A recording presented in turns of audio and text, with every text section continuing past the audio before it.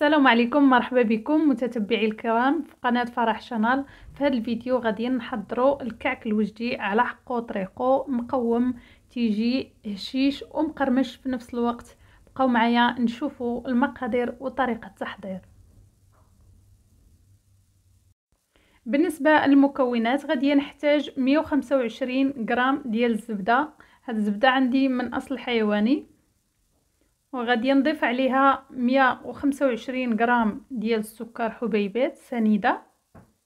من الاحسن تكونوا خرجتوا هاد الزبده من قبل باش تجينا سهله في الخدمه، ونخدموها مع السكر مزيان حتى تولي بوماد.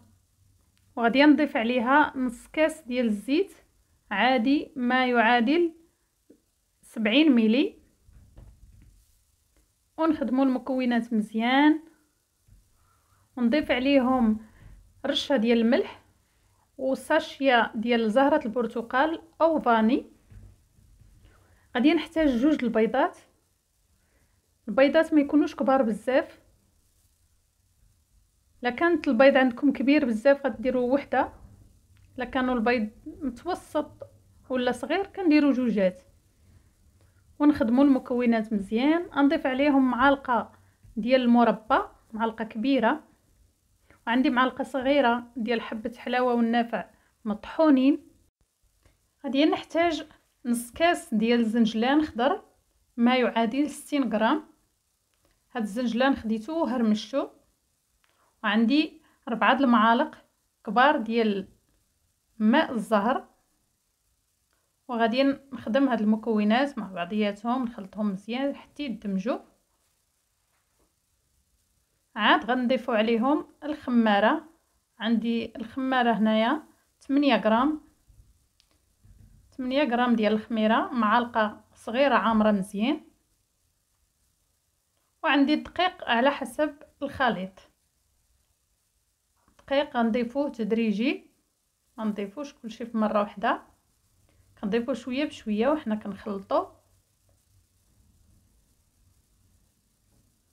فيما خصنا الدقيق كنزيدو دائما غير بشويه، ما نزعموش بزاف باش ما تقصحش لينا الحلوى. كيف ما كنعرفوا بالنسبه للبنات اللي يلاه تيتعلموا، الحلوى ما كتدلكش غير كتجمع. وهذا هو القوام ديالها، كنخليوها رطبه كيف ما كتشوفوا معايا. غادي ندوز باش غادي نشكلها. هاد الحلوى راها سهله، ما كتحتاج لا طابع لا والو. كندير غير بيدي كيف ما تشوفوا معايا، كندير حرابل صغار، حاولوا ما نغلظوهمش وما يكونوش رقاق بزاف. انا كنعبرهم غير بيدي، كندير 4 صبعان وحده من 4 صبعان. هذا هو القياس اللي كندير، كيجيني الحجم ديالهم متوسط. بغيتو ديروهم صغارين بزاف، بغيتو ديروهم كبار، على حسب الرغبه ديالكم. كناخذ موس يكون ماضي وكنشكلهم كيف ما كتشوفوا معايا في الفيديو. كندير لهم شريطات بحال هكا في الجنب، يكونوا وحده بعضياتهم، ما تباعدوهمش بزاف وما تدخلوش في الحربول بزاف، غير في الجنب. كنجمعوا وكنسدوه بحال هكا، كنحطوه في واحد اللاطه اللي غادي ندخلها للفران. انا هنا كنعاود معكم القياس، كنديرهم قد باش كيجيوني زوينين في المنظر ديالهم. وكنستمر بنفس الطريقه. ما ديروش الحلابر اغراض بزاف، خليهم متوسطين، ما يكونوش رقاق وما يكونوش غلاط، باش يجيونا من يطيبوا يجيونا مقرمشين وطيبين مزيان. غنستمر بنفس الطريقه حتى نشكل الكعك اللي عندي.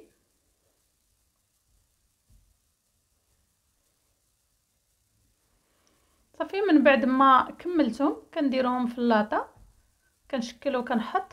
وغادي ندهنهم بصفر البيض، ندير معاه قطيره ديال الحليب، وغادي ندهن هذا الكعك من الفوق باش المنظر ديالو يجي زوين.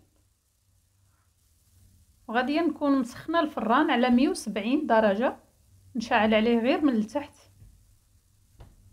ولا كان عندك الفران ديال الغاز غتحطيه من الفوق والعافيه تكون تحت منه. وهنايا غادي نزوقهم بالزنجلان، زنجلان خضر، وندخلوهم للفران الا ما عندكش الزنجلان تقدري تستغني عليهم، تخليهم غير بالبيض، دهنيهم بالبيض وصافي. من بعد ما كنخرجوهم من الفران تيكون هذا هو الشكل ديالهم، كيجيو زوينين. صراحه الله اللي ما عمرها ما جرباتهم تجربهم، وتجربهم بهذه الطريقه وبهاد المكونات اللي عطيتك، غيجيك شي حاجه زوينه، هشاش مقرمشين، ما تشبعوش منهم. نتمنى وصفه اليوم تنال اعجابكم، ولا عجبكم الفيديو ما تنساوناش من لايك والاشتراك والبارطاج مع الاهل والاحباب، وتخليونا التعاليق الزوينه ديالكم. شكرا لكم، الى وصفه قادمه بحول الله. السلام عليكم.